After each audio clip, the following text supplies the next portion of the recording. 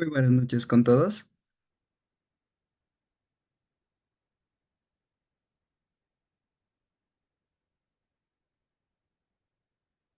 ¿Cómo están? Muy buenas noches. Me presento, mi nombre es Steven y estamos en nuestro último webinar de la jornada. Bueno, vamos a cerrar con broche de oro el día de hoy. Bienvenidos a este último día de nuestro webinar, ¿sí? Potenciando tu negocio con inteligencia artificial, casos prácticos y oportunidades. Hoy cerramos justamente con broche de oro, explorando cómo la inteligencia artificial puede transformar y potenciar tu negocio. A lo largo de esta jornada descubrirás casos reales, estrategias efectivas y oportunidades clave para aplicar inteligencia artificial de manera práctica.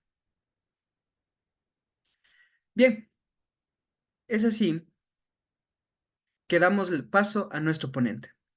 Es un honor presentar al doctor Sang-Gun Yo, quien es experto en el ámbito de la tecnología y la economía digital, con una destacada trayectoria académica y profesional.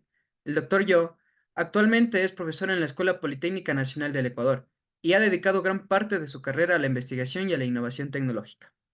Obtuvo su PhD summa cum laude en Sogang University, en Corea del Sur, donde también completó su Magister summa cum laude. Su experiencia académica se complementa con múltiples certificaciones y distinciones, incluyendo su membresía en la IEEE como miembro senior, así como el Science and Engineering Institute. A lo largo de su carrera ha sido reconocido por su alta productividad científica y contribuciones académicas en diversos campos, siendo galardonado con el primer lugar en investigación en los premios Research Award 2022 de la Escuela Politécnica Nacional, entre otros premios. El Dr. Yo es también un influyente líder de su pensamiento en temas de innovación, tecnología, seguridad de datos y actualización tecnológica. A través de sus publicaciones y actividades, fomenta una visión equilibrada entre la necesidad de adaptación inmediata a las demandas tecnológicas y la preparación para los desafíos futuros. Con una sólida formación y una clara pasión por la educación, el doctor Yo continúa siendo una figura clave en la investigación y enseñanza en Ecuador, con el objetivo de formar futuras generaciones en expertos de tecnología. Es un verdadero placer contar con su presencia y aprender de su vasta experiencia en el campo. Bienvenido, doctor Sanguin Yo. Muchas gracias, Steven, por la bienvenida. Permítame un momento, se me comparte la pantalla. Bueno, muchas gracias por la invitación. Bueno, hoy vamos a tratar de hablar un poco acerca de las nuevas tendencias tecnológicas, dentro de ella lo que es la inteligencia artificial. Eh, Permítame un momentito, solamente déjeme acomodar las pantallas. Tengo abiertas algunas para poder hacer la presentación de manera adecuada. Listo. Entonces, vamos a dar inicio a lo que le estamos indicando acerca de lo que son las nuevas tendencias tecnológicas, dentro de ellas lo que está de popularidad en este momento, lo que es la inteligencia artificial. Debido a la importancia del evento, de la charla que vamos a tener, he invitado a un personaje que todos ustedes conocen, que quería saludarles a todos ustedes. ¿Cómo te va, Mona Lisa? Les envío un gran saludo a todos. Es un gusto estar con todos ustedes el día de hoy. Les recomiendo que se concentren en la presentación de hoy del profe Sang, ya que estará hablando de un tema muy interesante, que son las nuevas tendencias tecnológicas. Bueno, como ustedes pudieron notar, bueno, espero que se haya escuchado bien el video. Este es un pequeño ejemplo de lo que nosotros podemos hacer uso de la inteligencia artificial para diferentes tipos de uso. En este caso lo he utilizado para llamar un poco la atención de ustedes en esta charla. Bueno, se dice que nosotros estamos viviendo la era de la industria 4.0 y que estamos ya a la entrada de que lo que es la industria 5.0. Bueno, dentro de lo que es la industria 5.0 conlleva muchos tipos de aspectos, lo que son los diferentes avances tecnológicos, pero también una integración hacia los seres humanos, lo que es la correlación entre las máquinas y los seres humanos, y también lo que es la conceptualización del ESG, lo que es el environment, es decir, de pensar en el ambiente, en la naturaleza, en verificar en la parte de sostenibilidad, sustentabilidad y también la parte de gobernanza dentro de las organizaciones. Así que para poder entender un poco qué es lo que es la industria 5.0 y poder hablar acerca de ella, también le he preguntado a la inteligencia artificial de lo que es la industria 5.0. En el caso de ChatGPT me dio un concepto como este y en el caso de Copilot me dio un concepto como este. Pero si es que me baso la charla del día de hoy basado en conceptos tan largos como la que vemos en pantalla, yo estoy muy seguro que la mayoría de ustedes van a poner una cara como esto, van a comenzar a desconectarse y esa no es la idea. Entonces, el día de hoy vamos a tratar de enfocarnos en los cambios que está trayendo los diferentes tendencias tecnológicas que está invadiendo a nuestra sociedad y a nuestras vidas. Y vamos a tratar de entender qué cambios está trayendo y cómo podemos tomar estos cambios tecnológicos como oportunidades, tanto como personas, como profesionales y como emprendedores o dueños de negocios. Entonces, el primer cambio que se está generando de gran manera y que está, digamos, invadiendo los titulares de las noticias en todo momento es la inteligencia artificial. Es la integración de la inteligencia artificial en todas las industrias. Y se puede indicar que esta popularidad generalizada de la inteligencia artificial comenzó en 2022, en noviembre, con la aparición del ChatGPT. Pero una cosa que hay que entender muy claramente es que la inteligencia artificial es un campo de la ciencia y tecnología que es extremadamente antigua y que ya ha tenido avances muy importantes a lo largo de la historia. Si es que nosotros vemos algunos de los hitos importantes de los avances computacionales y de la inteligencia artificial, podemos mencionar, por ejemplo, el caso de Deep Blue de IBM, que ganó en 1997 al campeón mundial de ajedrez, a Kasparov en ese entonces. También ganó un concurso de programa de televisión llamado Jeopardy en Estados Unidos a través de una inteligencia artificial que muchos de ustedes deben conocer, el Watson de IBM, que demostró que podía entender las palabras de los lenguajes, en el caso de inglés, como los seres humanos. Y ganó a los dos contrincantes más importantes de la historia de Jeopardy, la persona que había ganado más cantidad de partidas de Jeopardy y la persona que había ganado más cantidad de dinero en Jeopardy. También acá en Latinoamérica no fue tan popular, pero también en el juego del Go, en el juego milenario del Go, que es bastante popular en Asia, también AlphaGo, desarrollado por DeepMind, logra ganar a los seres humanos en este sentido. Es decir, que antes de la aparición de ChatGPT ya había existido un desarrollo importante de la inteligencia artificial, inclusive existieron muchos hitos en donde ya había ganado a los seres humanos, pero no hubo tanto interés de la gente de manera general. No es que estuvo llenando los titulares como está pasando en ese momento. Como habíamos indicado, la inteligencia artificial ya era utilizado mucho antes, por ejemplo, para detección de objetos. También se utilizaba en el área de la medicina. Por ejemplo, aquí podemos ver el Watson, que hace la detección de los tumores, los cánceres, y este programa detecta mejor los cánceres, los tumores que los mejores oncólogos a nivel mundial. Y son programas que ya están funcionando en muchos hospitales. Yo vi funcionar este programa en el hospital de Samsung en Corea del Sur. También en el área de las finanzas también se utilizaban sistemas como el caso de Kensho, que terminó en 30 minutos el trabajo de un mes de una persona que trabaja en Goldman Sachs, que ganaba $35,000 mensuales. Es decir, la inteligencia artificial ya era utilizado en muchos campos, en diferentes áreas que nosotros conocemos. Entonces aquí surge un poco la duda por qué en este momento, desde hace un par de años atrás, comienza la euforia de la gente, el interés de la gente, si desde antes ya estamos haciendo uso de la inteligencia artificial con la aparición del ChatGPT. Y para poder entender claramente por qué aparece esto, hay que entender una clasificación súper general de lo que es la inteligencia artificial. Bueno, la inteligencia artificial, si es que queremos hacer una clasificación, es extremadamente compleja, pero por el día de hoy vamos a hacer una clasificación extremadamente sencilla. Se puede decir que la inteligencia artificial se puede dividir en inteligencia artificial discriminativa y inteligencia artificial generativa. Lo que es la inteligencia artificial discriminativa lo que hace es analizar datos y hace obviamente un análisis de datos bastante detallado.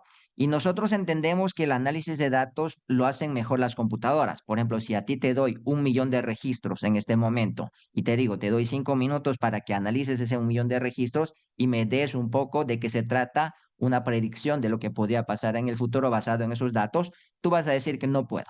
Y obviamente las computadoras pueden hacerlos, entonces nosotros aceptábamos que las computadoras eran mejores para hacer este tipo de análisis de datos. Pero con la aparición del ChatGPT, lo que comienza a popularizarse es la inteligencia artificial generativa. Lo que hace es generar nuevos tipos de contenidos basado en el aprendizaje que se ha realizado antes. Para poner un ejemplo de manera sencilla, en el caso de la inteligencia artificial discriminativa, si es que yo entrego muchísima cantidad de imágenes, fotografías de perros y gatos, lo que hace la inteligencia artificial discriminativa es comenzar a verificar cuál es un perro y gato basado en las características de la fotografía, hace análisis básicamente. En cambio, la inteligencia artificial generativa lo que hace es basado en ese aprendizaje que se realizó, puede comenzar a generar nuevos tipos de contenidos como crear una nueva imagen de perros y gatos, crear una historia acerca de perros y gatos, inclusive canciones o videos acerca de perros y gatos. Y esto es una cosa que nosotros debemos entender, es que nosotros, como habíamos indicado, los seres humanos, lo que es la inteligencia artificial discriminativa es lo que existía antes. La gente aceptaba que las computadoras eran mejor. En cambio, con la inteligencia artificial generativa, nosotros pensamos que crear una canción, crear un video, crear un texto, crear una poesía, era algo de la creatividad que solamente estaba en los seres humanos. En cambio, la inteligencia artificial que comienza a aparecer, comienza a demostrar que ellos también pueden crear contenidos, inclusive mejor que el promedio de las personas, y ese es el asombro que comienza a generar en las personas. Bueno, hace un par de semanas estuve en Cuenca dando una charla acerca de la inteligencia artificial y para ese evento creé una pequeña canción y me gustaría que ustedes escuchen esta canción y esta canción que les voy a indicar fue generado en menos de 5 minutos basado en el contexto que yo le había indicado en el prompt. Entonces, me gustaría que escuchen la canción y me digan después qué le pareció la canción si fue creado en apenas 5 minutos.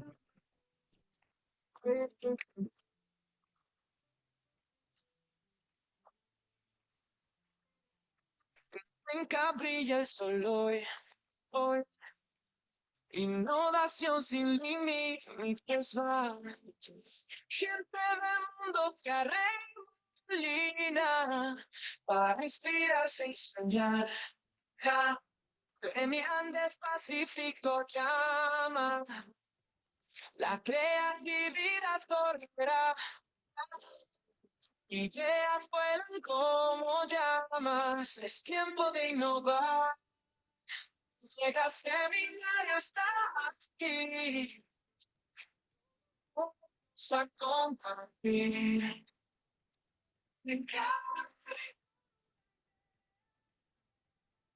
Cuenta esta vez ya.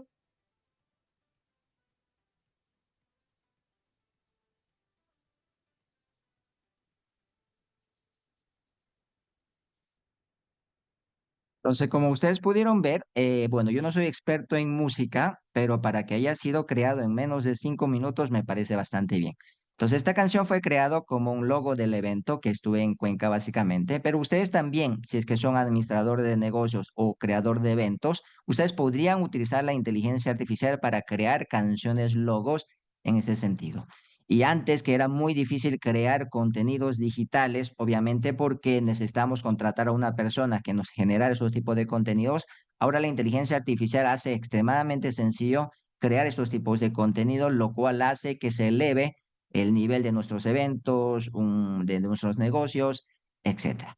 Y estos cambios acerca de la inteligencia artificial generativa, como habíamos indicado, comenzó con ChatGPT su popularidad y en este momento todos sabemos que el ChatGPT y los otros modelos de LLM, como el caso de DeepSeek, como el caso de Grok, como el caso de Gemini, etcétera, etcétera, ya puede pasar los exámenes más difíciles que inclusive para los seres humanos se hace difícil, como puede ser el de la medicina o de leyes de Estados Unidos. Ya las imágenes y las fotografías generadas por la inteligencia artificial ya ha podido demostrar que han ganado diferentes concursos a nivel mundial, ocultando que había sido creado por la inteligencia artificial. Ya están siendo utilizados de manera muy generalizada para animaciones, ilustraciones y artes digitales. Ya está generando videos tan realistas como lo que nosotros vemos en este momento en pantalla. Es decir, que el futuro que nos espera acerca de la inteligencia artificial generativa es lo que está haciendo de alguna manera asombrar a las personas, inclusive de alguna manera asustar a cierto tipo de personas que puedan invadirse en el campo laboral. Es decir, todas las áreas que nosotros consideramos como creativas, como podría ser el idioma, imágenes, música y video, todos ellos están siendo invadidas por una increíble cantidad de herramientas de inteligencia artificial. Y este cambio que estamos teniendo en este momento comienza a generar algunos efectos, sí, positivos y negativos que podamos tener. Un efecto que realmente comienza a asustar un poco a la sociedad es el tema del campo laboral, la reducción de puestos de trabajo. Por ejemplo, un estudio de la Universidad de Oxford indica que el 47% de los trabajos van a desaparecer hasta el 2033. Este estudio fue realizado hace unos 4 o 5 años atrás, pero un estudio que fue realizado el año pasado comienza a corroborar este estudio que se había hecho en la Universidad de Oxford. Por ejemplo, el Banco Interamericano de Desarrollo indicó que en uno de sus informes que en este año el 28% de todos los trabajos que existen a nivel mundial va a verse afectado de alguna manera por la inteligencia artificial. De aquí a 5 años, el 38% de los trabajos van a verse afectados. De aquí a 10 años, el 44%, lo cual significa que la mayor parte de los trabajos que nosotros vamos a realizar en las organizaciones van a verse afectados de alguna manera por la inteligencia artificial. Un informe similar del Fondo Monetario Internacional indica que la mayor cantidad de modificaciones en los trabajos va a ocurrir en los países desarrollados, obviamente porque se utiliza mayor nivel de tecnología en esos países. Entonces, en los países desarrollados, el 60% de los trabajos se van a verse afectados por la inteligencia artificial, en los mercados emergentes un 40% y en países en vía de desarrollo, como es el caso del Ecuador, se verá afectado un 25% aproximadamente. Entonces, algunas personas podrán decir, y acá en Ecuador no tenemos algunos datos estadísticos, algunos estudios muy específicos que sea del caso del Ecuador, y sí lo hay. Por ejemplo, este es un informe que salió a fines del año pasado, hace pocos meses atrás, que fue creado por la Organización Internacional del Trabajo, indica que en el Ecuador, si 2.2 millones de trabajos se verán afectados a corto plazo, lo cual representa el 27% de la fuerza laboral. Es decir, que si es que nosotros no comenzamos a aprender la inteligencia artificial, a utilizarlo en la vida diaria, en nuestros trabajos, obviamente nuestra ventaja competitiva como trabajador, como negocios, como emprendedores, puede comenzar a afectar. ¿Por qué? Porque como estamos indicando, va a verse afectado en las diferentes áreas en la cual nosotros laboramos o vivimos de alguna manera. Y estos tipos de cambios está comenzando a generar incomodidad en algunas áreas muy específicas. Todos ustedes deben conocer, hace un par de años atrás, por ejemplo, una protesta generalizada de los guionistas de Hollywood, porque se dieron cuenta de que ChatGPT, Gemini y todos los modelos de LLM podía escribir los guiones de películas, telenovelas en una cantidad de tiempo extremadamente corto que ellos no lo podían hacer. Obviamente la calidad no era como lo que ellos tenían, pero ellos se veían muy preocupados de que una gran cantidad de guionistas podrían dejar de trabajar en Hollywood debido a la inteligencia artificial. Y ellos salieron a las calles a protestar de alguna manera y llegaron a un acuerdo con los grandes estudios, pero el acuerdo es que la introducción de la inteligencia artificial va a ser algo que va a ocurrir, o sea, y no se puede evitar esto, y lo que de alguna manera acordaron es que la introducción de la inteligencia artificial se haga de manera paulatina, de una manera un poco más lenta de lo que se había planificado, pero también los guionistas estaban de acuerdo de que la introducción de este tipo de tecnologías era algo inevitable. Inclusive está pasando cosas como esto. Esto pasó el año pasado, por ejemplo. Es un video, como pueden darse cuenta. Hay muchas personas que están alrededor de un carro de Waymo. Es un carro totalmente autónomo que funciona como taxi. Sí, en muchas ciudades alrededor del mundo, Waymo está ofreciendo servicios de taxis autónomos. Y hay muchas personas que están quemando ese taxi autónomo. Y las personas que están quemando esos taxis, adivinen quiénes son. Son conductores de Uber. Es decir, estas personas que encontraron un trabajo por la evolución tecnológica que se tuvo, porque antes eran taxistas, lo que fue de alguna manera, aquí se puede ver un poco el resumen de esto. Antes los conductores de Uber, las plataformas de transportes bajo pedido, como puede ser Uber, en Drive, en el caso del Ecuador, en otros países existen otras plataformas como Cabify, que se yo, Grab, que son muy populares y ellos están desplazando de alguna manera y desplazando una gran cantidad de las personas que estaban en el mercado de los taxis.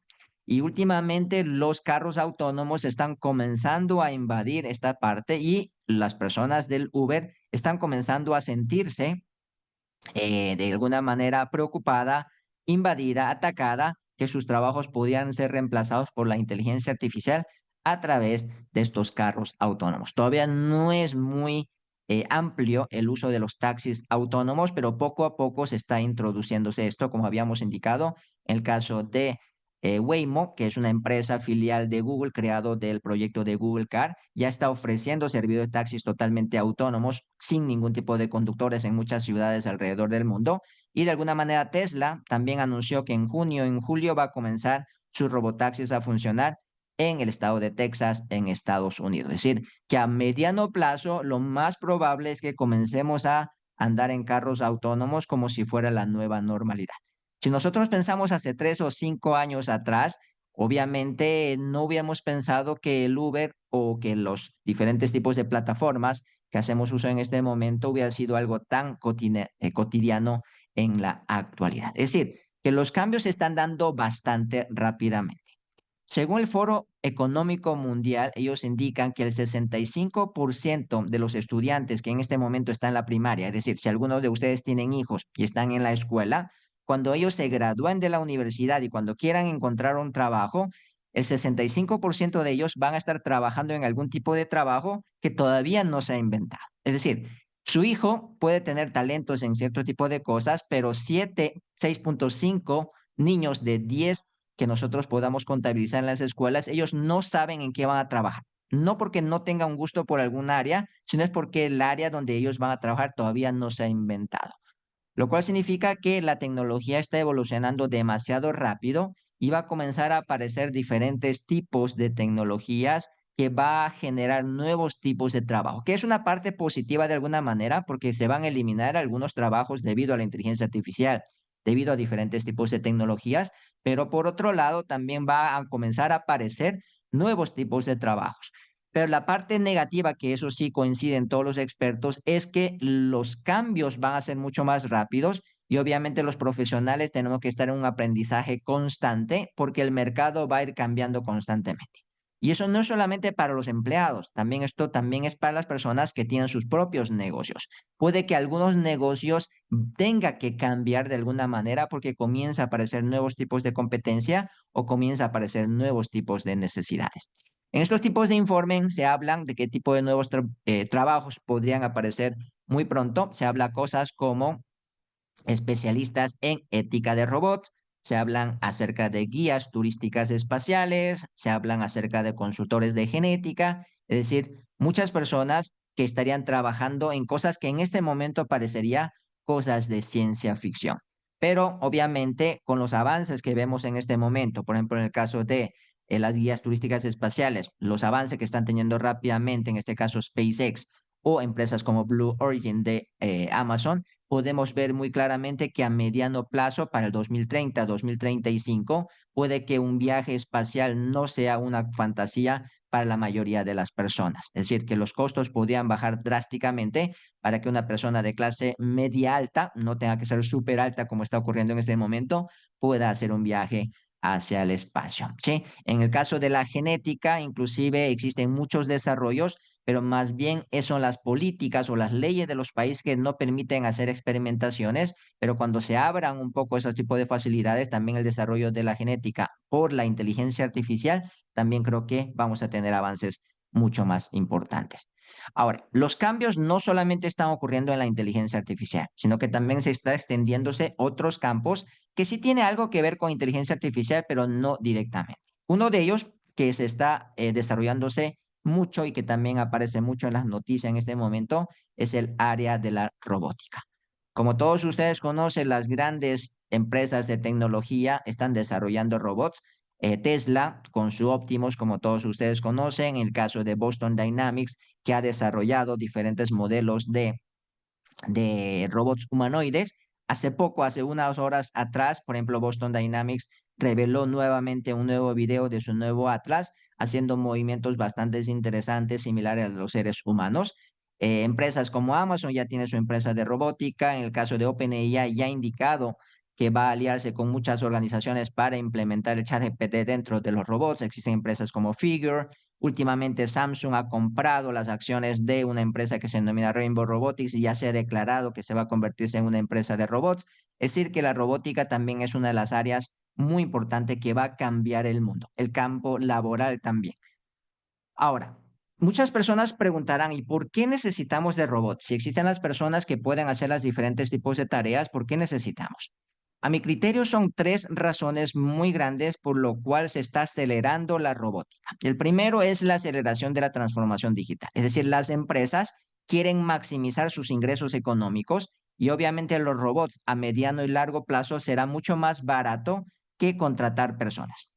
En países como Corea, Corea es el país más robotizado del mundo, de donde soy. Ustedes pueden encontrar, como lo vamos a ver en videos más adelante, pueden encontrar robots realmente en diferentes lados, en cafeterías, en restaurantes, en tiendas, etcétera, etcétera. ¿Y por qué en esos países hay muchas robóticas y en países latinoamericanos, como es el caso del Ecuador, no hay mucha robótica? Es por el tema de costo-beneficio. En el caso del Ecuador, nosotros tenemos, por ejemplo, el salario mínimo de acá del Ecuador, me parece que es más o menos $460 aproximadamente. Es decir, si es que yo tengo un restaurante y necesito un mesero, ¿qué es lo que me conviene? ¿Contratar un robot mesero o contratar a una persona? Acá en Ecuador tengo que pagar 460, $470 más por los beneficios de ley y puedo tener una persona que trabaje 8 horas diarias, obviamente como meseros. En cambio, en países como Corea, el salario mínimo es muchísimo más alto.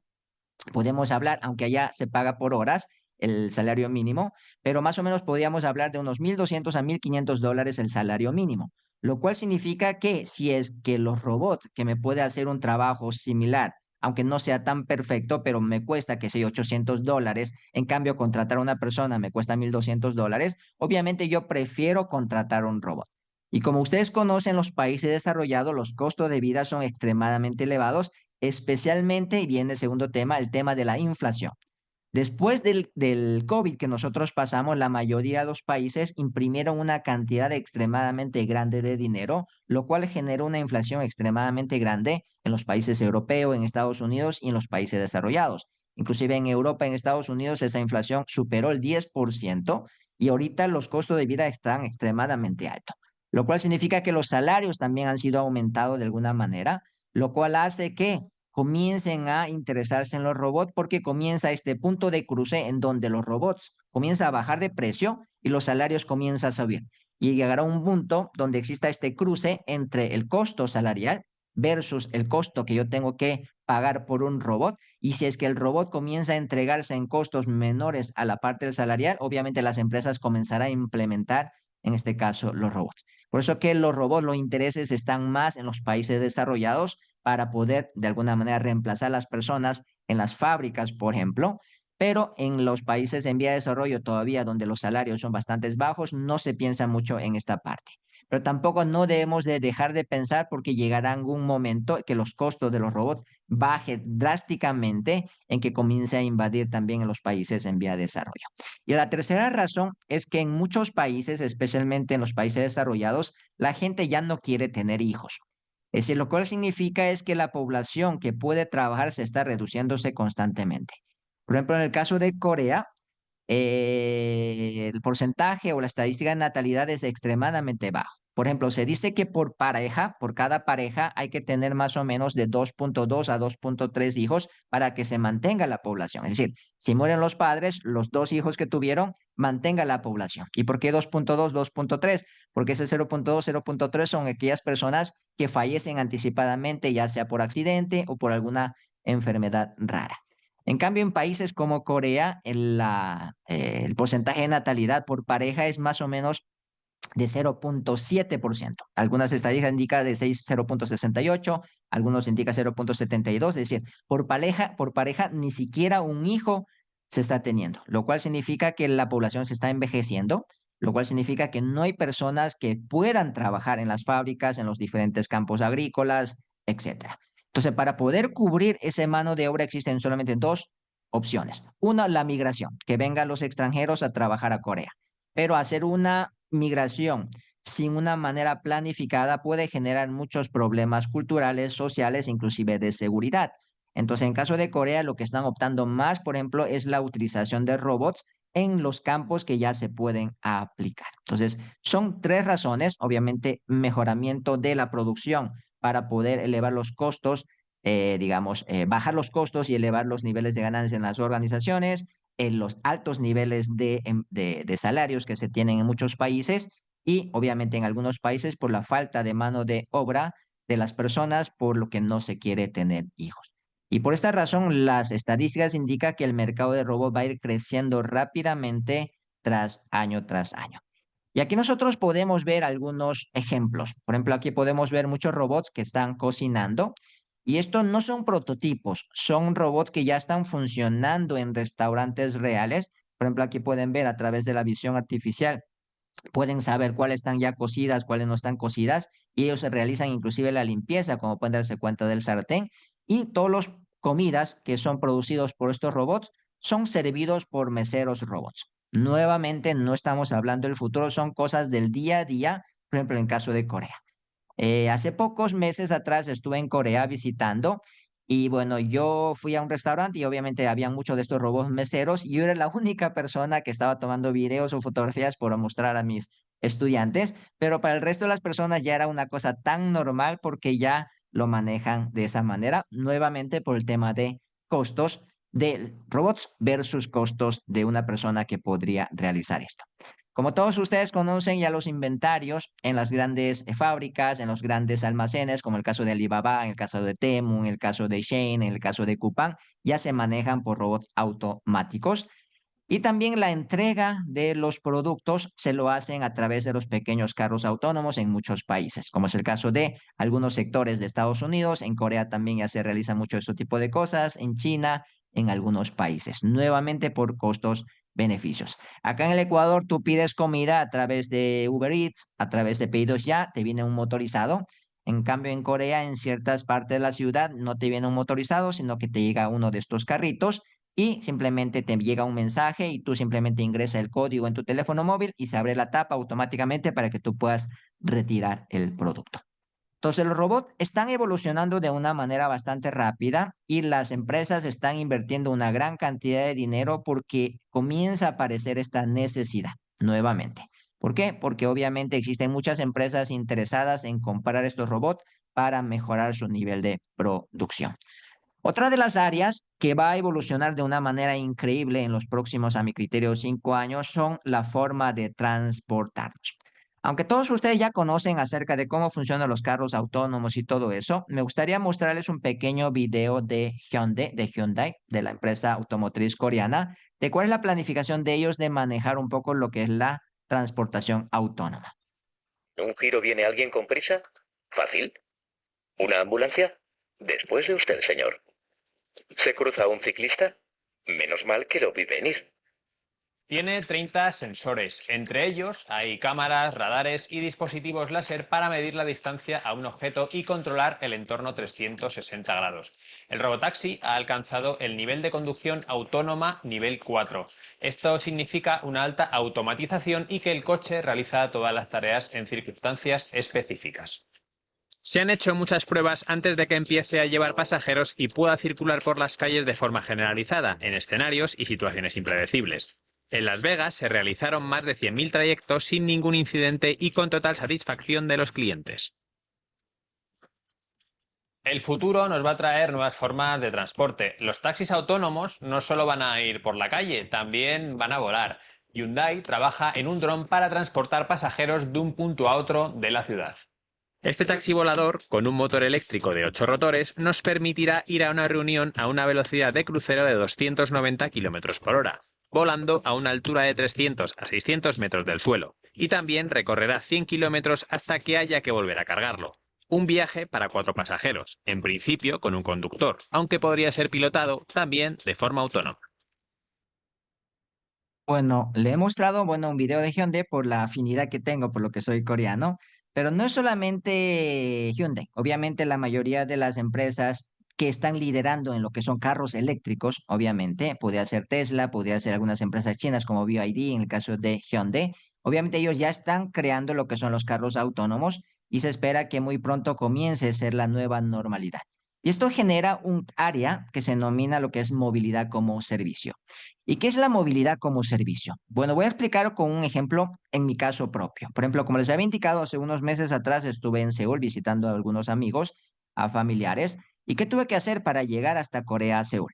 Lo que tuve que hacer es lo siguiente. Tuve que comprar el boleto aéreo, lo hice en el sitio de la aerolínea. El día que ya me tocaba viajar, tuve que llamar un Uber para ir al aeropuerto.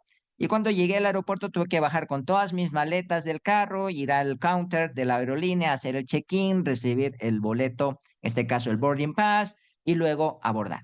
Como no hay vuelos directos de Quito hacia Seúl, tuve que hacer una parada en Ámsterdam.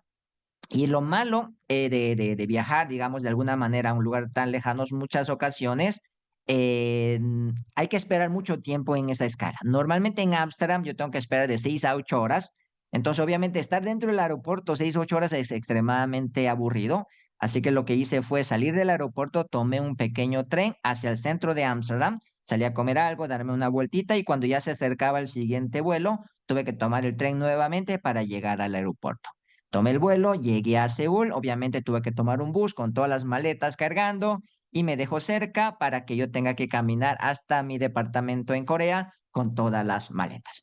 Y esa es la forma como nosotros viajamos en este momento, lo cual significa que tengo que interactuar con muchísimas empresas, con la aerolínea, con Uber, comprar el boleto del tren, del bus en otros países.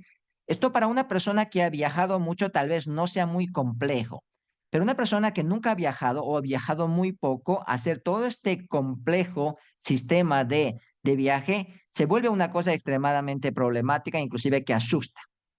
Ahora, cuando aparezca lo que es la movilidad como servicio, es decir, cuando ya tengamos los carros autónomos, se puede hacer, digamos, lo siguiente. Yo lo que hago es comprar en una empresa de movilidad como servicio, no el boleto aéreo, sino el viaje desde la dirección de mi casa aquí en Ecuador hasta la dirección de mi casa en Seúl.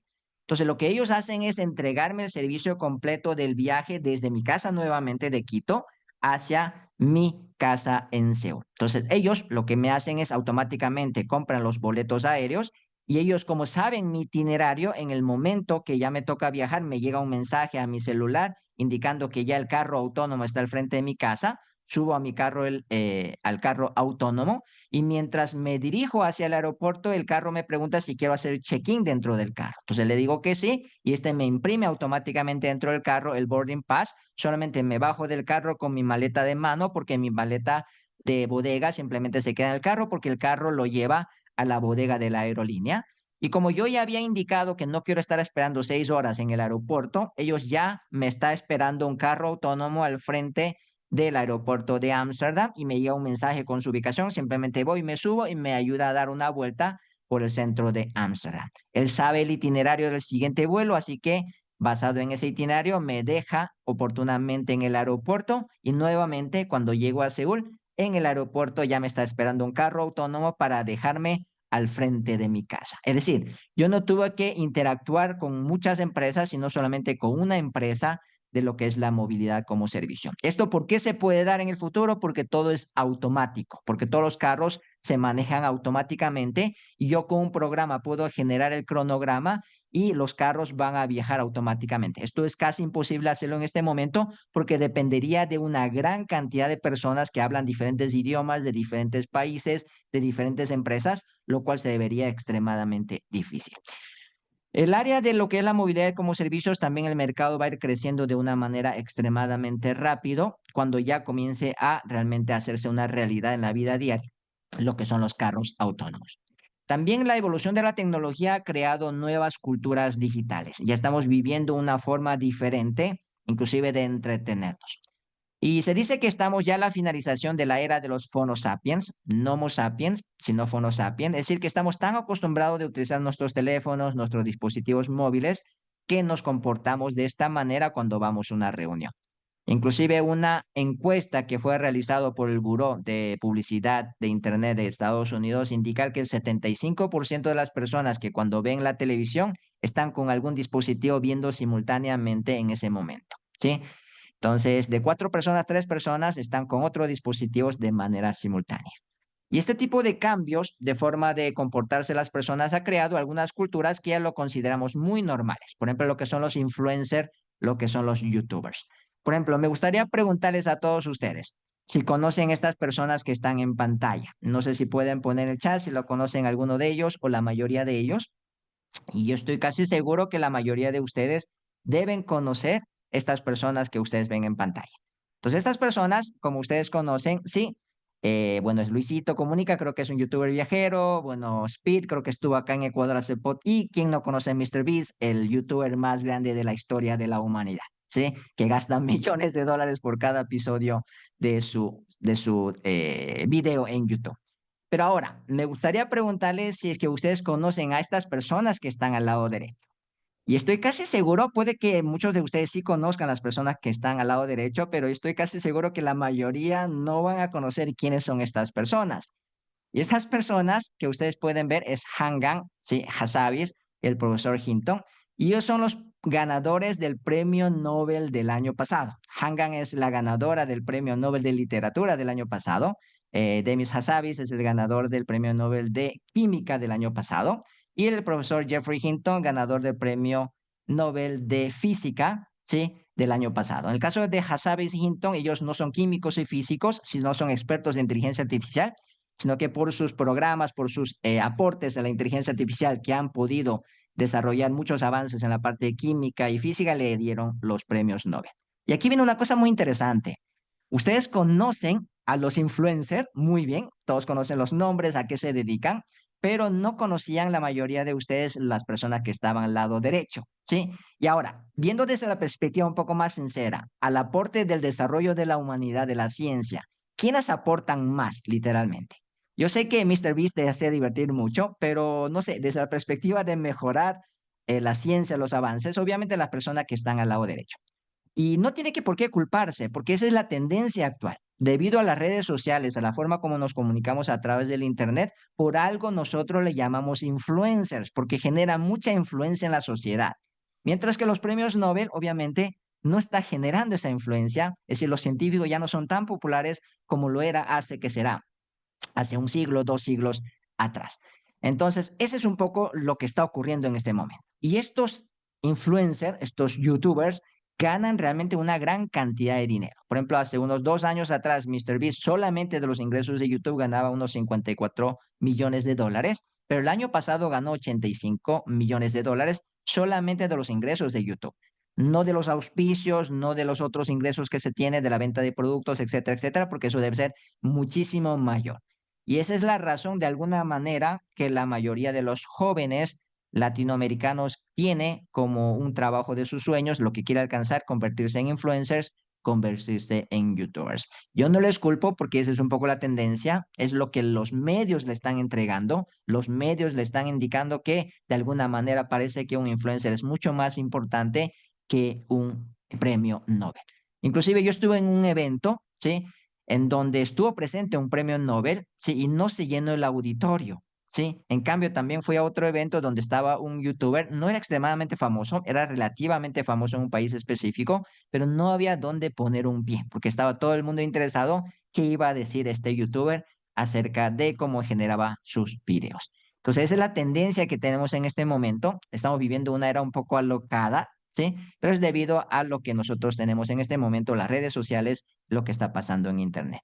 También hay otra cultura que es muy popular en los jóvenes, tal vez no tanto aquí en Ecuador, pero sí en muchos países desarrollados, lo que se denomina deportes electrónicos, lo que es esports. Y mucha gente, bueno, si es que se encuentran algunas personas más o menos de mi generación o de mis generaciones superiores, podría decir, ¿está hablando de videojuegos? Sí, videojuegos. Pero, ¿y eso qué tiene que ver en esta parte de la parte de las culturas, del dinero, de crecimiento, etcétera, etcétera?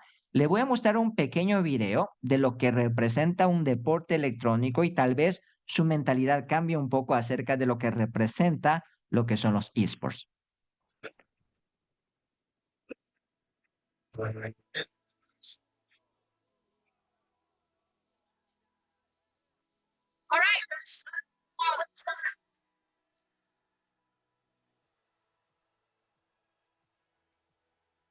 This, one of the biggest esports events in the world, has toured the planet. I just want to say thanks to all fans who's come here to support us. It means a lot to me. Love you guys. All we want to is then the big stage. This is where we grow as players. I think everyone is really pumped up to get out there. It's a grand stage for a grand game. Unbelievable. What a storyline it is. The biggest, most important point, we have got you!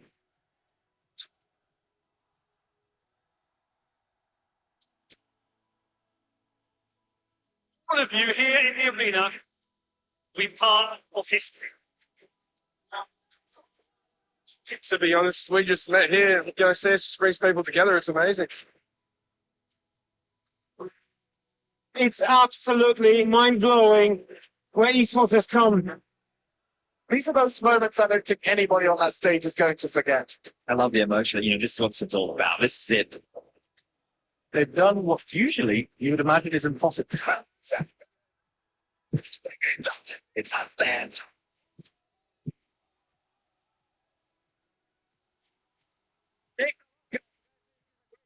Never forget Spearman. Just beautiful.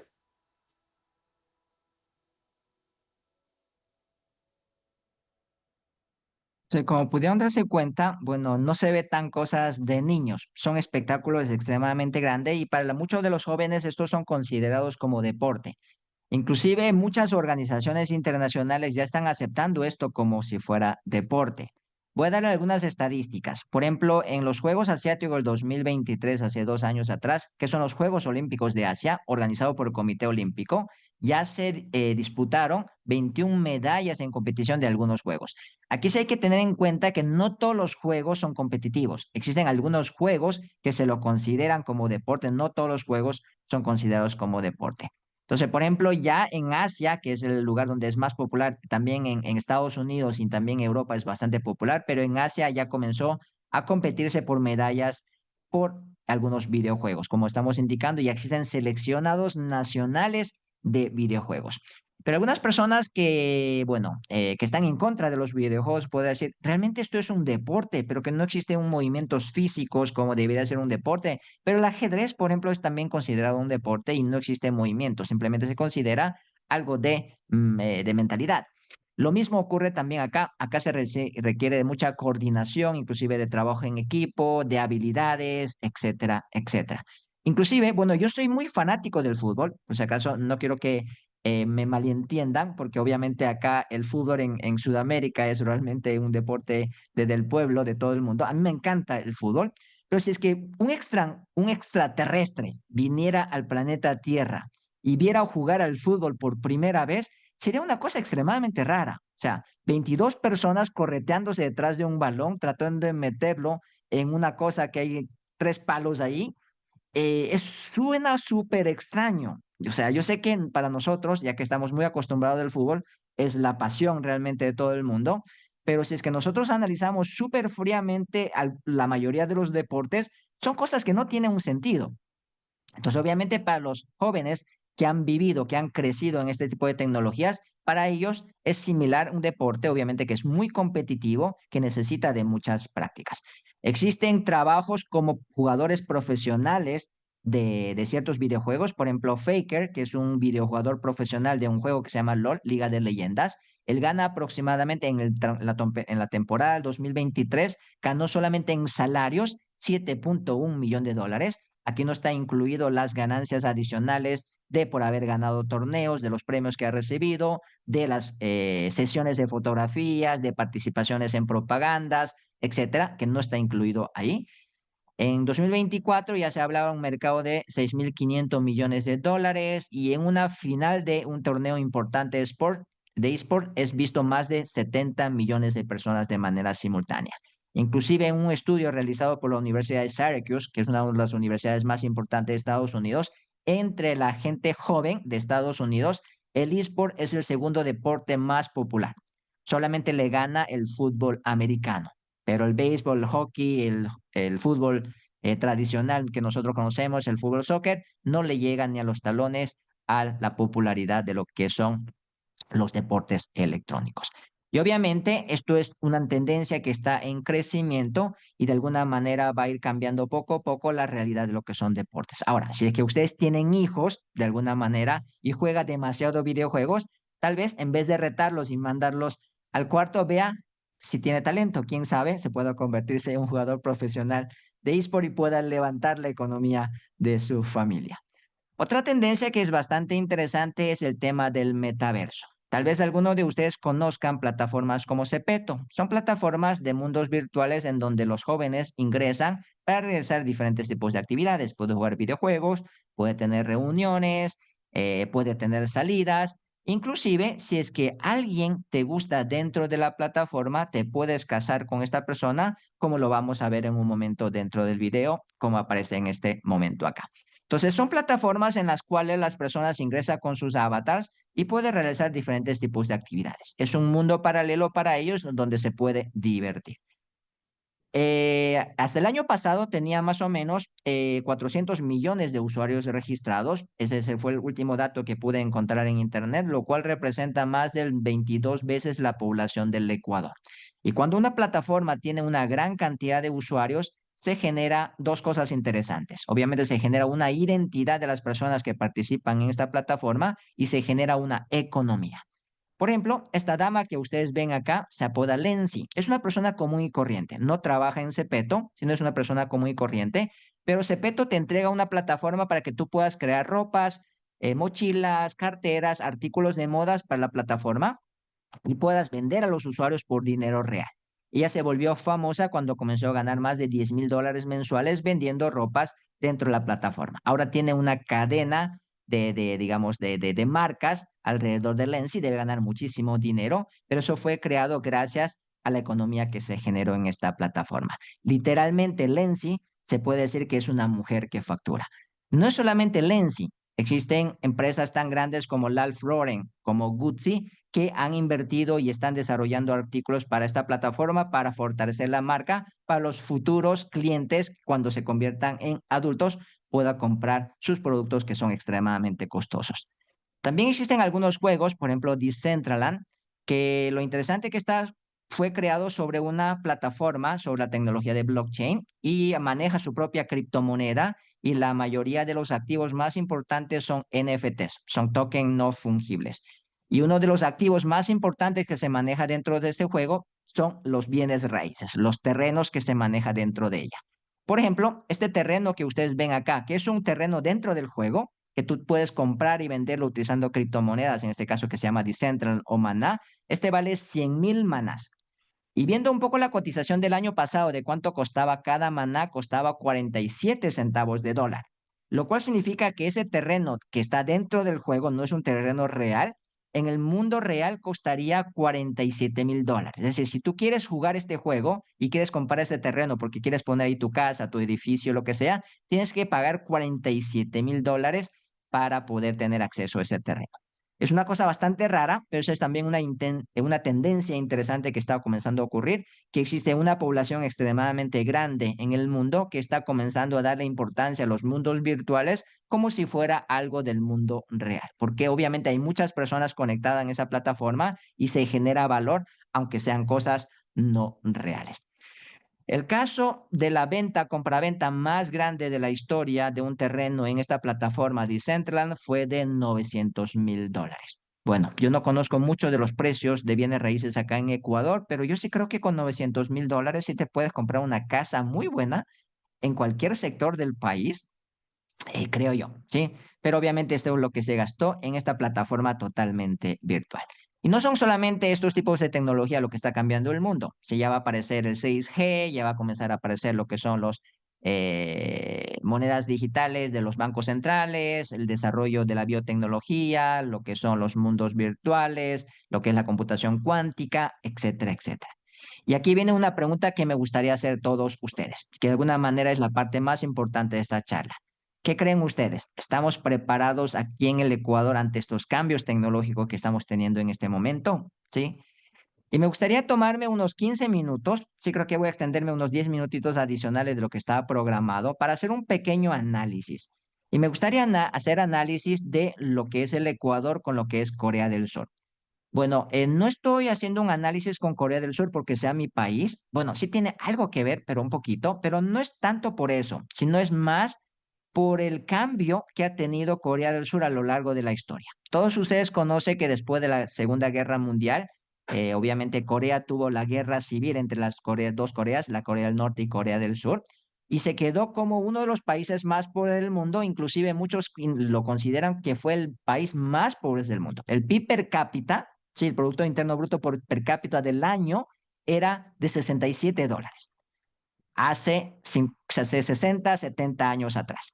En este momento es uno de los países más ricos del mundo, económicamente la 12ª, militarmente la 5ª alrededor del mundo, desde la perspectiva de innovación siempre estamos dentro de los 3 mejores del mundo, etcétera, etcétera, con PIB per cápita de $35,000 aproximadamente. Es decir, que en apenas 60, 70 años pasó de ser del país más pobre del mundo a estar dentro de los 10 países más poderosos del mundo. Entonces, ¿cómo esto fue posible? Si es que nosotros vemos históricamente en los años 50, en los años 60, Ecuador era muchísimo más rico que Corea. Sí, era 4 veces más alto el PIB per cápita que se tenía acá en Ecuador. La situación comienza a cambiar en los años 80 y comienza ya a separarse bastante grande en los años 90, en los años 2000, y en este momento Corea es casi 6 veces más grande en cuanto a lo que es PIB per cápita que el Ecuador. Y de alguna manera la respuesta podemos encontrar comenzando, por ejemplo, ¿qué cosa exportamos aquí en Ecuador? ¿Sí? Bueno, buscando en internet pude encontrar que lo que se más exporta acá en Ecuador es el petróleo, el banano, los crustáceos, básicamente el camarón, flores cortadas, rosas, pescado procesado, atún, cacao. Pero estos datos eran un poco antiguos, que lo conseguí del MIT. Así que comencé a buscar datos un poco más cercanos a la actualidad y encontré este de Ecos y encontré este resumen ejecutivo de hace un año aproximadamente.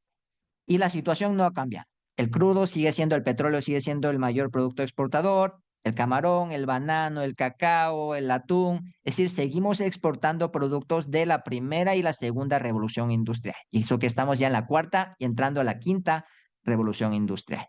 En cambio, en caso de Corea, lo que más se exporta es esto. Se exportan chips, semiconductores, automóviles, petroquímicos. Aquí es una cosa interesante.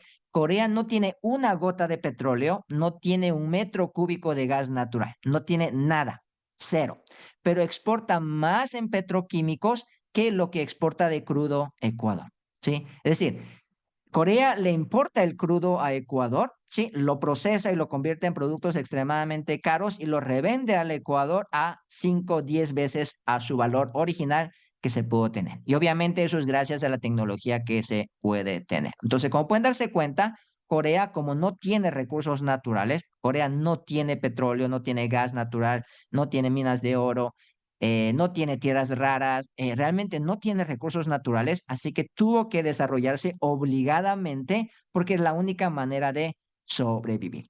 Y en la actualidad, gracias a ese desarrollo, existen tantas empresas que todos ustedes conocen. ¿Quién no conoce Samsung? ¿Quién no conoce LG? ¿Quién no conoce Hyundai? ¿Quién no conoce Kia? Y las personas que le gusta el K-pop, por ejemplo, ¿quién no conoce JYP, qué sé yo, Hype, etcétera, etcétera? O quién no ha visto un K-drama en estos días, o quién no ha escuchado una canción de K-pop.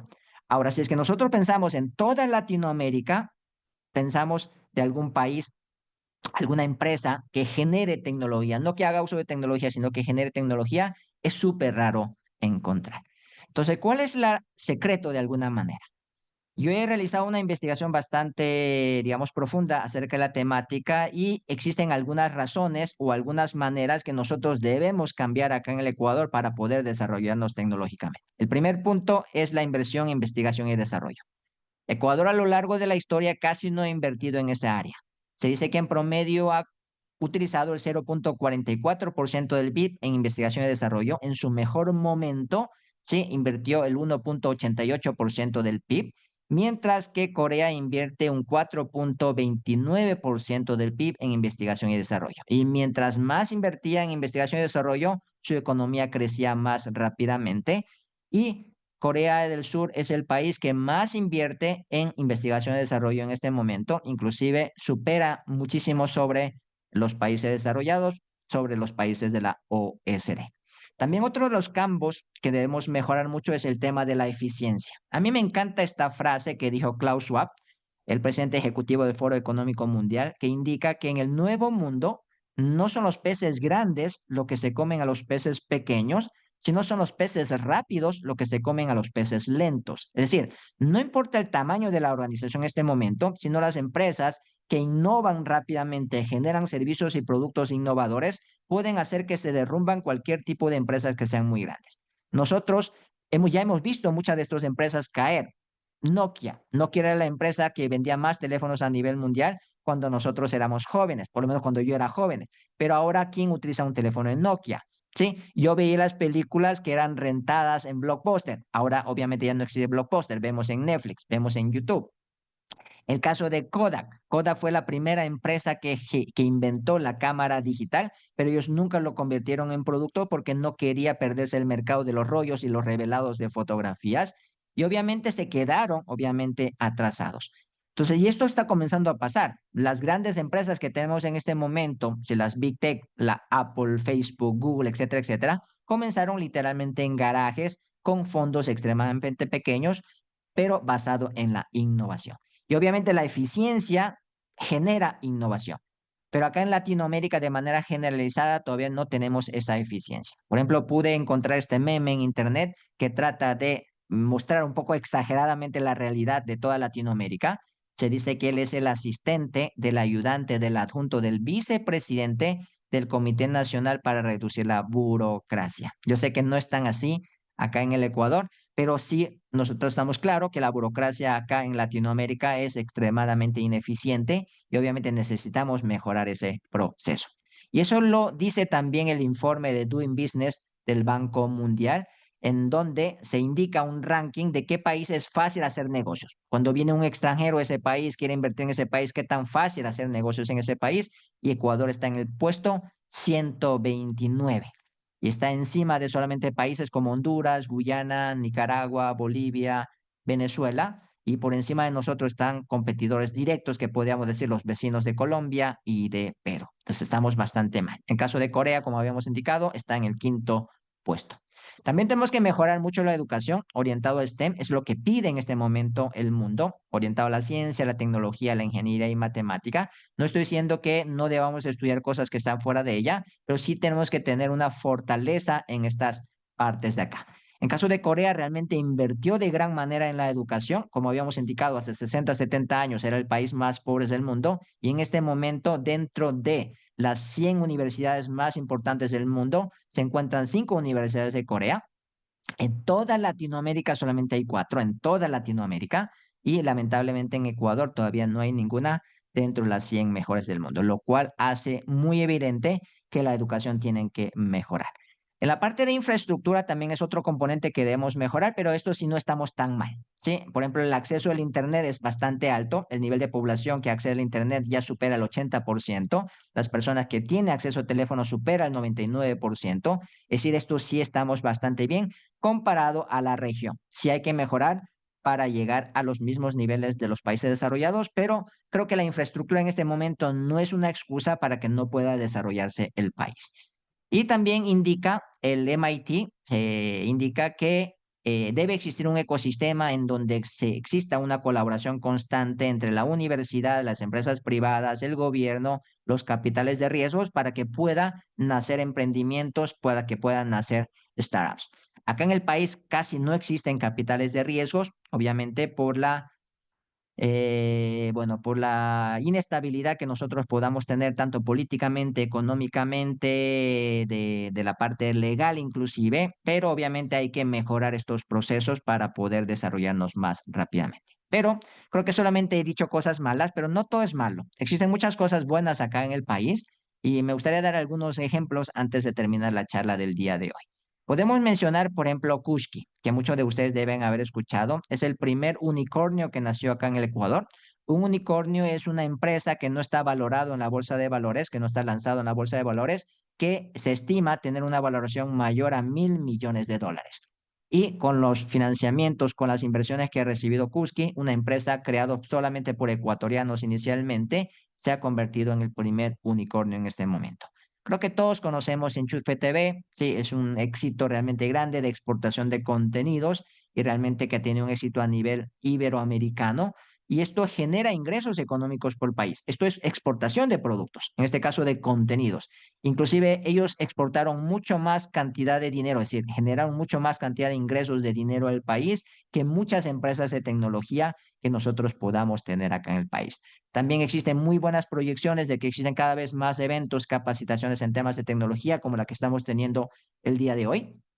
Cada vez aparecen más espacios de coworking que motivan, que incentivan, que ayudan, apoyan para que pueda crecer, generarse startups basado en tecnología.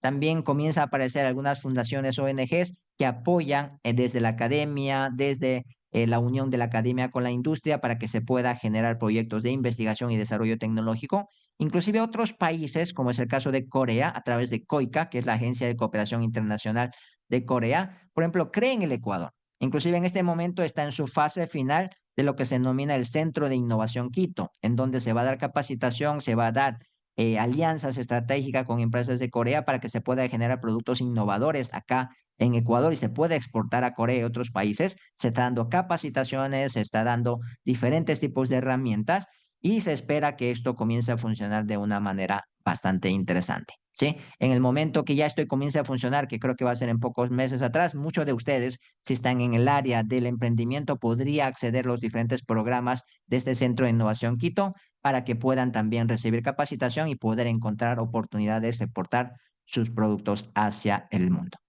Ahora, como les había indicado, ¿sí? Ecuador es un país realmente rico. Sí, somos un país que es extremadamente rico. Bueno, suelo decir somos, a pesar de que soy de nacionalidad coreana.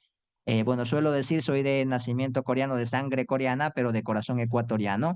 Y de alguna manera vine acá al país porque me encanta el Ecuador y de alguna manera trato de aportar al desarrollo del país, de alguna manera en este momento desde la perspectiva de la academia. Pero yo realmente entiendo mucho que Ecuador realmente tiene unas ventajas increíbles desde la perspectiva primeramente de recursos naturales. Ecuador tiene 4 regiones climáticas totalmente diferentes, muy identificadas, que muchos países realmente envidian. La cantidad de recursos naturales que se tiene acá en el país es realmente increíble. Tenemos petróleo, tenemos gas natural, tenemos minas de oro, tenemos minas de plata. Por ejemplo, en la costa tú comes un mango, tiras el pepa de mango y ahí nace un palo de mango, como solemos decir los costeños, ¿sí? Y obviamente, inclusive las tierras son extremadamente ricas. En caso de Corea, no tenemos ningún tipo de recursos naturales importante. Inclusive el 70 al 80% del territorio coreano son montañosos, que no es muy apto para la agricultura. En cambio, acá no. O sea, acá realmente tenemos inclusive tierras realmente fértiles.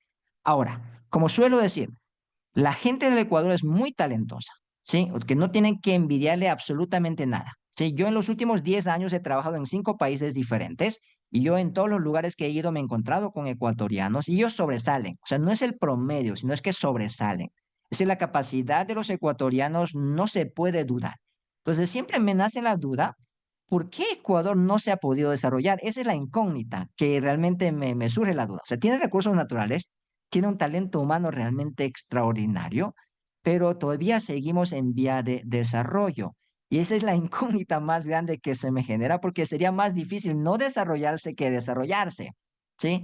Pero creo que de alguna manera tenemos que comenzar a cambiar poco las cosas, como habíamos indicado, basado en la eficiencia, basado en la educación, basado en la investigación, basado en el desarrollo tecnológico y basado en el compromiso de cada uno de nosotros. Y creo que si es que nosotros comenzamos a poner este compromiso, creo que nosotros podríamos crecer muy rápidamente.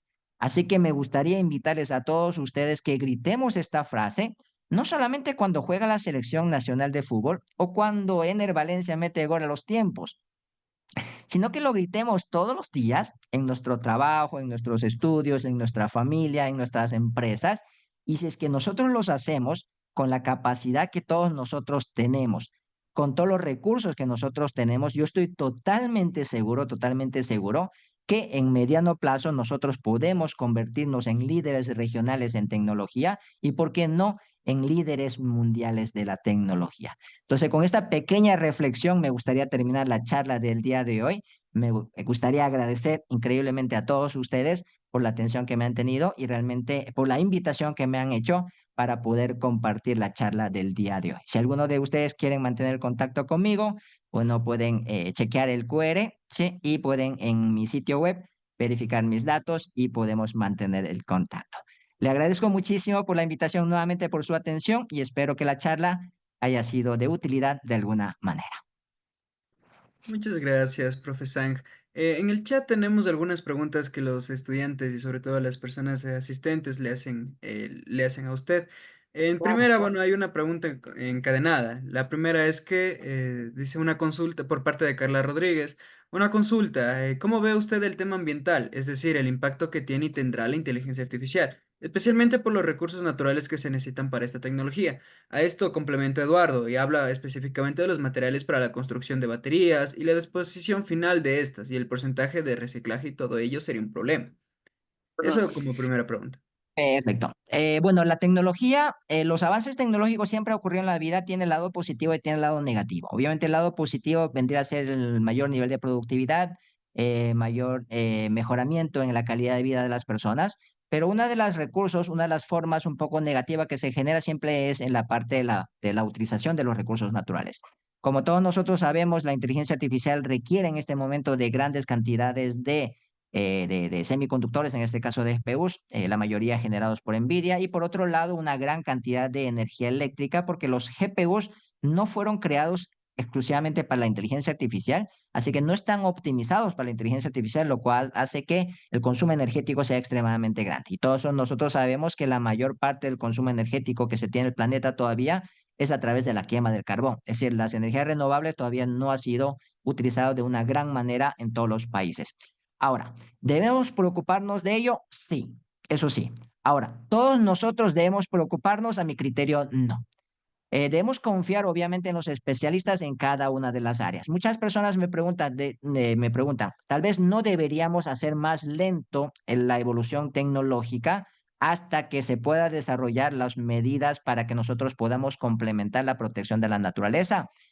Puede que sí de alguna manera, pero eso también estaríamos subestimando el esfuerzo que están haciendo los especialistas en el área energética, ¿sí? Entonces yo sí creo que va a existir dos avances de manera paralela. El primer avance que vamos a tener es en la parte de semiconductores.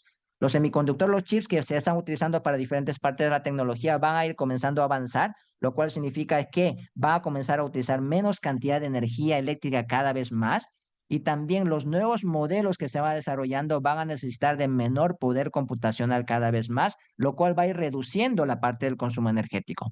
Por otro lado, los expertos que están trabajando en las energías renovables van a encontrar los mecanismos adecuados para poder generar nuevos tipos de energías que puedan ser mucho más limpias y que podamos tener acceso.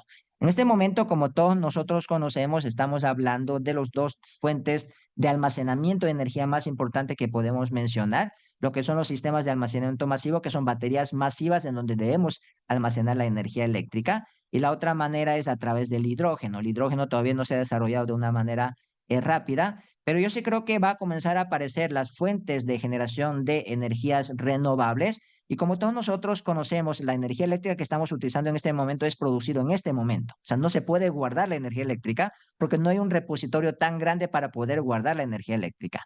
Entonces, por eso que se está utilizando en este momento, por eso que nosotros no tuvimos energía eléctrica, tuvimos cortes constantes cuando no tuvimos lluvias y ahorita que tenemos exceso de lluvias, no podemos guardar esta corriente eléctrica que estamos generando de exceso. ¿Por qué? Porque no hay ninguna manera de hacerlo. Pero en algún momento estos tipos de tecnologías se desarrollaron de una manera ampliamente para que podamos generar energía eléctrica de una manera limpia, podamos almacenarlo, podamos transportarlo y podamos utilizarlo de una manera limpia. Entonces, en este momento sí es preocupante, pero yo sí creo que a mediano plazo la humanidad comenzará a encontrar las soluciones adecuadas para que se pueda generar este balance de consumo energético y obviamente del uso de la energía eléctrica que pueda ser un poco más verde. Muchas gracias, profe Sang. Aquí también hay una pregunta de Alex Kishpi que nos dice, buenas noches, ¿cuál sería el riesgo de que toda esta automatización llegase a colapsar debido a un ataque cibernético? Industrias, servicios, transporte, bancos, entre otros, todo podría colapsar. Eso sí es una preocupación bastante grande. Ya hemos tenido algunos ejemplos. Por ejemplo, hace algunos años atrás, y que no me falla la memoria, por ejemplo, se cayó el sistema del Banco del Pichincha, como ustedes recordarán. No tuvimos una aclaración, digamos, detallada de qué es lo que pasó. Supuestamente se había dañado un disco del sistema core del bancario y muchos de los clientes del Banco del Pichincha no pudieron acceder a sus cuentas, inclusive por días. Y después pudieron una mejora, un acceso a través de los cajeros automáticos y se va recuperándose poco a poco. Como ustedes recordarán, también hubo un ataque, una falla de una actualización, o sea, no fue un ataque, sino una falla de una actualización de una empresa que se llama CloudStrike, lo cual hizo que se dañara algunos sistemas, por ejemplo, los sistemas de los aeropuertos, lo cual hizo que muchos vuelos no pudieran salir. Entonces, eso sí es una preocupación de que la exageración de la automatización que estamos teniendo en el momento que falla realmente paraliza a la sociedad. ¿sí? Y eso pasa mucho más en los países desarrollados que en los países en vía de desarrollo, ¿sí? Porque la mayoría de las cosas están funcionando solamente basado en sistemas, digamos, basado en la parte cibernética. Pero también, nuevamente, existen especialistas que trabajan en esa área. Por ejemplo, una de mis áreas de investigación es en el área de ciberseguridad y eso es lo que yo trabajaba, por ejemplo, cuando estaba en Corea, cuando fui jefe de investigación en LG Electronics y también cuando trabajaba en muchos proyectos de Samsung Electronics, eso es lo que hacía, lo que es la parte de ciberseguridad. Entonces, también hay expertos que están tratando de sacar soluciones para que no ocurran eso. También existen lo que son soluciones de redundancia, por si acaso si fallan unos pueda entrar a funcionar a otros. Entonces, hay que obviamente pensar en estos tipos de algoritmos, estos tipos de equipamientos, estos tipos de tecnologías para poder pensar muy claramente cuando pueda fallar algún tipo de tecnología, podamos tener un reemplazo. Inclusive en los servicios críticos, como nosotros sabemos, se está aplicando la tecnología de una manera un poco más lenta, un poco más con calma, se podría decir, para que no puedan ocurrir ese tipo de cosas. Por ejemplo, todos ustedes conocen que la primera ley que apareció acerca de la inteligencia artificial fue en Europa. La Comunidad Europea sacó su primera ley de la inteligencia artificial y entre ellos una de las cosas más importantes de esta ley es que ellos categorizaron en qué cosas no se puede utilizar la inteligencia artificial. Así que no se debe utilizar, o sea, es imposible que se utilice. Y una de las cosas son los servicios críticos. ¿Sí?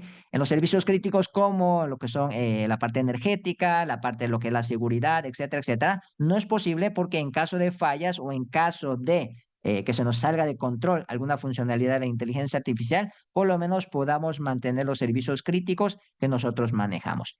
Entonces, esas son algunas alternativas que podemos manejar. Tampoco nosotros no podemos decir no a la tecnología porque eso no se puede decir, obviamente, en un mundo capitalista en donde se quiere desarrollarse la tecnología para mejorar el nivel de productividad, pero sí los gobiernos sí deben ir pensando cuáles son las reglamentaciones, cuáles son las leyes importantes para poder protegernos, para que a pesar de que falle realmente las grandes sistemas cibernéticos, podamos tener una vida normal básica, obviamente no muy óptima, pero que se pueda mantener. Entonces, esas son cosas que nosotros debemos manejar de manera paralela. Es decir, hacer el desarrollo tecnológico por un lado, pero también tener las políticas y los desarrollos de tecnología pensando en las fallas que se podría tener y tener los planes B, C y D en caso de que existan algún tipo de fallas. Muchísimas gracias, profe Sang. Abrimos la mesa de debate por si algún estudiante, algún participante desea interactuar con el docente para hacer algún tipo de pregunta, tal vez alguna pregunta de debate.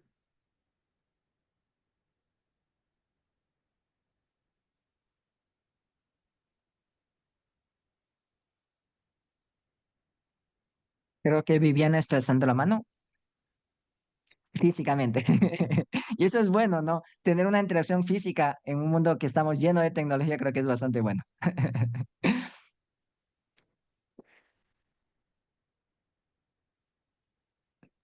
¿Ahí me escuchas? Perfecto. Muchas gracias. Quería de verdad darle las gracias. Excelente su capacitación, excelente su intervención.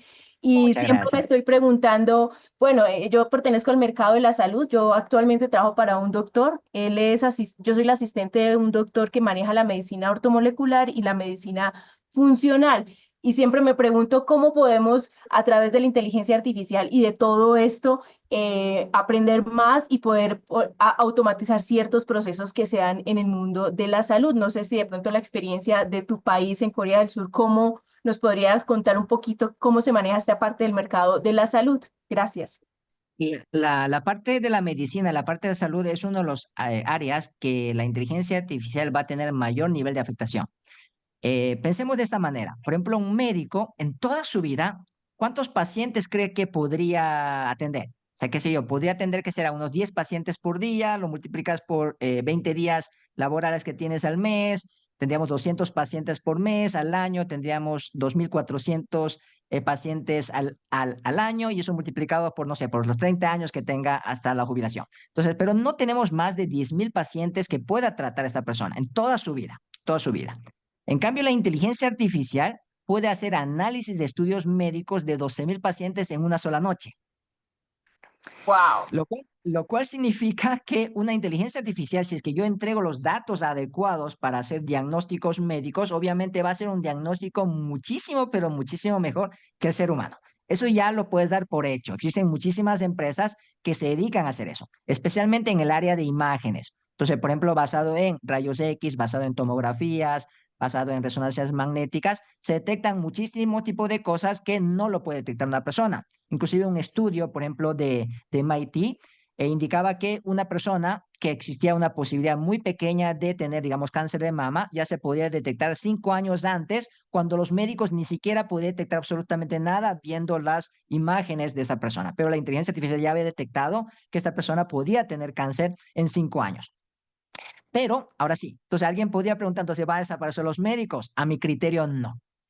Porque obviamente la parte médica es una cosa muy interesante, es que está la salud de la persona y si una persona está enferma, obviamente no quiere ser respondido por un robot, por una máquina indicando, oye, te vas a morir en tantos años, o tienes que decir, este médico, sal de acá, anda a comprarte la medicina y tómate esa medicina. O sea, lo que quiere es tener una interacción emocional.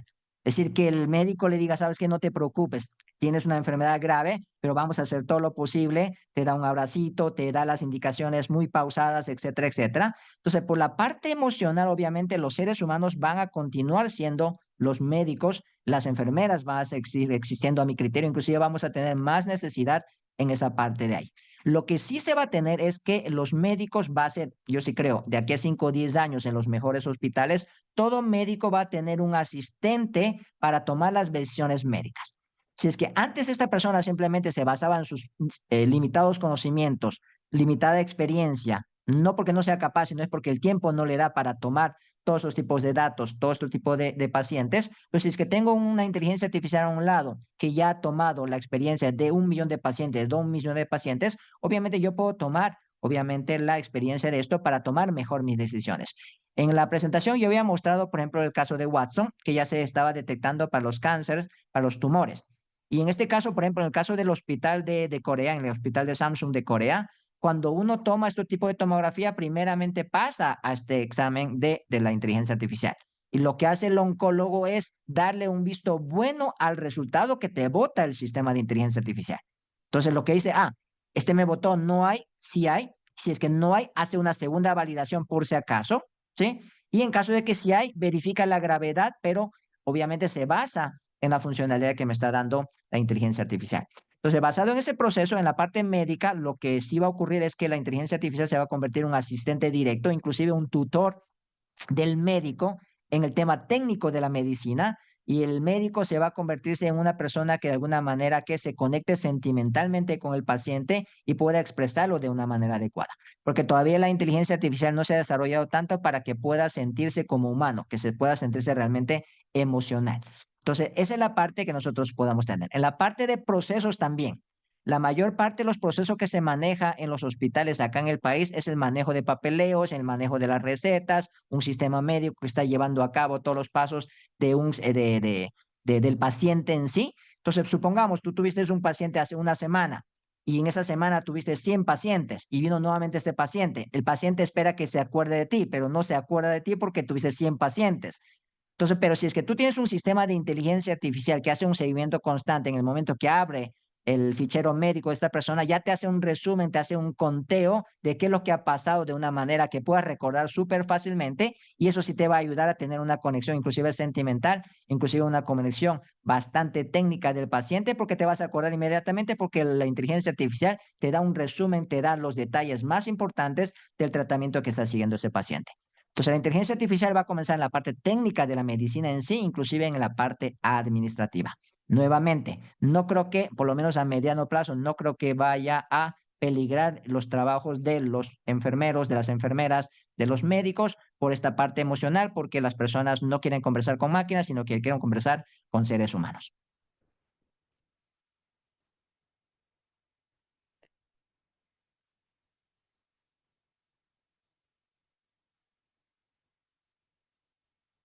Entonces, si alguien tiene alguna otra duda o algún comentario que quieran realizar.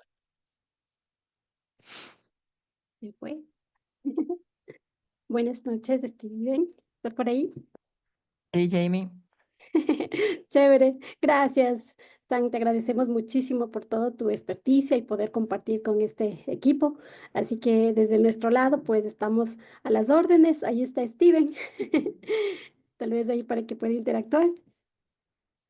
Claro que sí. Perdón, no se activaba mi audio. Ok, bueno, más que todo, vamos, con mucha pena vamos a dar por finalizado esta serie de webinars.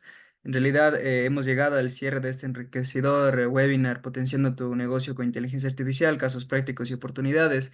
A lo largo de estas sesiones hemos explorado cómo la inteligencia artificial está transformando el mundo de los negocios y cómo podemos aprovechar de mejor manera este potencial de manera estratégica y sobre todo efectiva, ¿no? Queremos agradecer especialmente al Dr. Sang-Woon Yu por compartir su valiosa experiencia y conocimientos con nosotros, así como a todos los participantes por su entusiasmo e interés.